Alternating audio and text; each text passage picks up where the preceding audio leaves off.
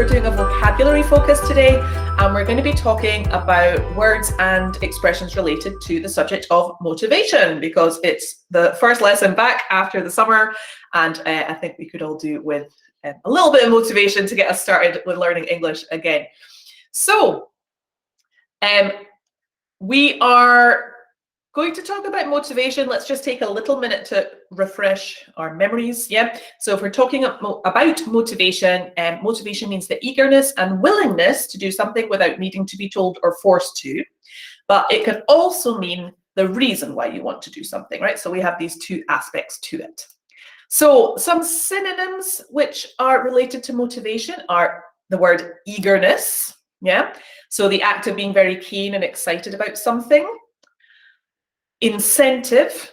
So incentive is something that encourages you to work harder. If you remember that image of the donkey with the carrot, no? So this idea of something that will make you reach your goals. Mine is usually buying myself some new trainers or something like that. Encouragement, okay? So the act of giving someone the courage or confidence to do something. And finally, another synonym we can have here is the word enthusiasm. So a strong feeling of interest and enjoyment about something and an eagerness to be involved in it, right? So all of the words and phrases, all of the expressions that we're going to look at today will be related to motivation or these synonyms as well.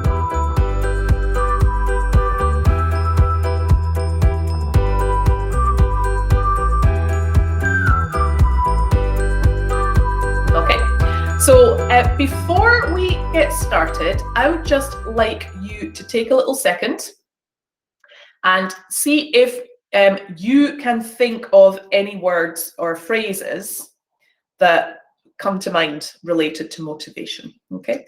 So write them in the chat box for me. See if you can think of, especially phrases I'm interested in, any idioms, things like that would be related to motivation. Let's have a look at the first expression that I've chosen for us today. So the first one I've got here is she flung herself into the new job, okay? So if you fling yourself into something, it means to start doing something with a lot of energy. You'll see it a lot with things like new challenges.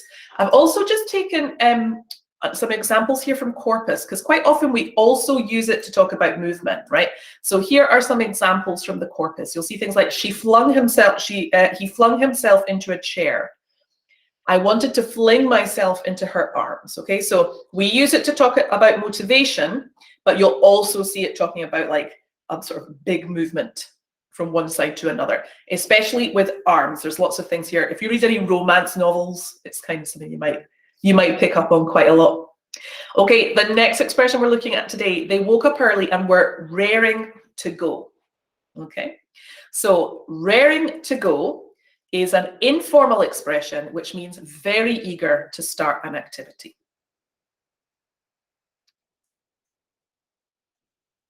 Remember as well, if you're studying with us, these PDFs will be available in classrooms afterwards, okay? I'm seeing lots of very busy writing as we go, but remember that you will have, don't worry if you're taking notes, you'll have access to them all this afternoon.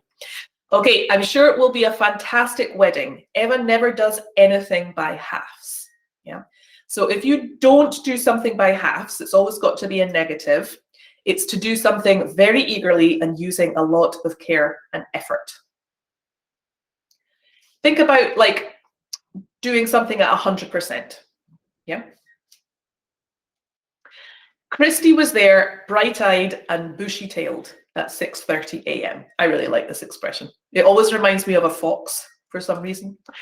So if you're bright-eyed and bushy-tailed, you're really happy and full of energy. We use it a lot to talk about people who are maybe quite naive or new at a job before they get sort of jaded and pessimistic about things. So you'll quite often see it used to talk about younger people. Are you coming to Paul's tonight? Sure, I'll be there with bells on. Okay, so if you're somewhere with bells on, you do something or go somewhere really eagerly. Yeah, we use it a lot to talk about like parties, activities like that. Okay, so are you coming to the party? Absolutely, I'll be there with bells on. That's going to be me at my first music concert. after COVID. I will be there with all the bells on.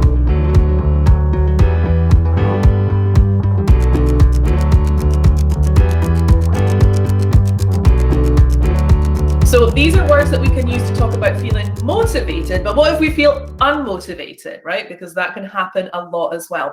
So I've got 3 expressions we could use to talk about the opposite here. So the peace talks seem to have run out of steam.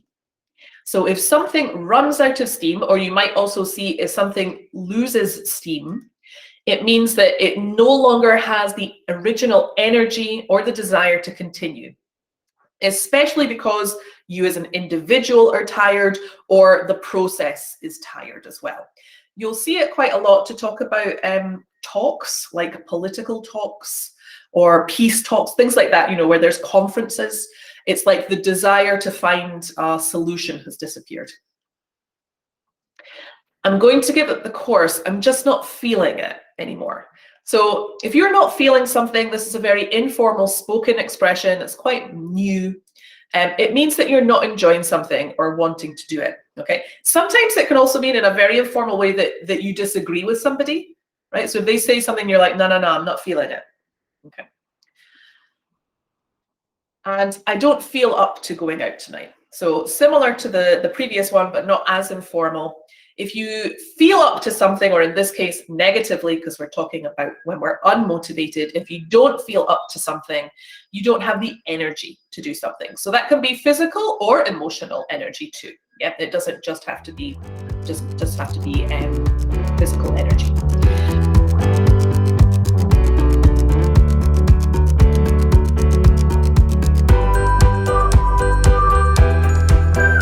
So we've got a really nice selection here of phrases. And now what we're going to do is we're just going to quickly test ourselves. Okay? So we just looked at quite a lot of expressions. Let's see if you can remember more or less what the definitions were. Okay? So we had fling yourself into something, raring to go, not do something by halves. Remember, this is always in the negative. Be bright-eyed and bushy-tailed, with bells on, run out of steam, not feeling it, and not feeling up to something, okay?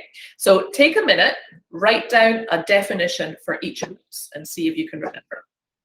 Okay, so the reason I asked you to do this little exercise of seeing what you can remember is that it's a great way to see how much vocabulary you have managed to retain, and it's a good indicator of which words are easy for you to remember and which words are going to be easier for you to produce. Okay, so this is, if you're doing an exam, a particularly useful thing to do.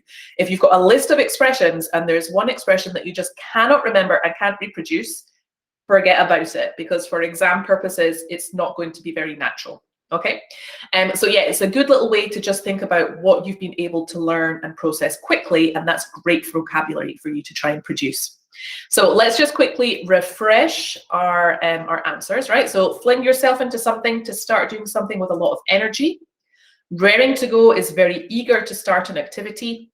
Not do something by halves, to do something very eagerly, using lots of care and effort. Remember, that's like 100%, give it 100%. Bright-eyed and bushy-tailed, you're happy and full of energy. With bells on, to do something or go somewhere eagerly, especially parties, things like that. If you run out of steam, you don't have the energy or desire to continue. And not feeling it is when you're just not enjoying something anymore, you don't have a desire to do it. Not feeling up to something, you don't have the energy to do something. And remember, this word energy that appears a few times, it's not only physical energy, it's also emotional or mental energy too.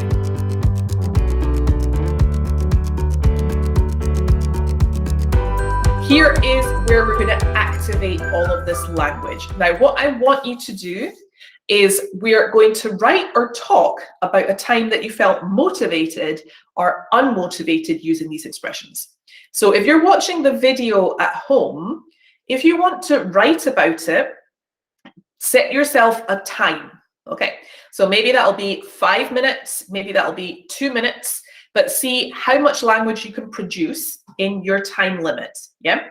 After you've written it, the next day, do it again, okay? See if you can remember those expressions and if you're managing to write a little bit more and a bit more fluently. And I would keep repeating this task for a week. Yeah. If we're speaking, we're going to do the same thing, but instead of writing it down, you're going to record yourself. So the same, you're going to try speaking maybe for 1 or 2 minutes, put your time, and you're going to just do it as many times until you feel that you've produced a good piece of language, right? So task repetition is a brilliant way to be able to really process language and also improve your fluency, whether that's written or spoken.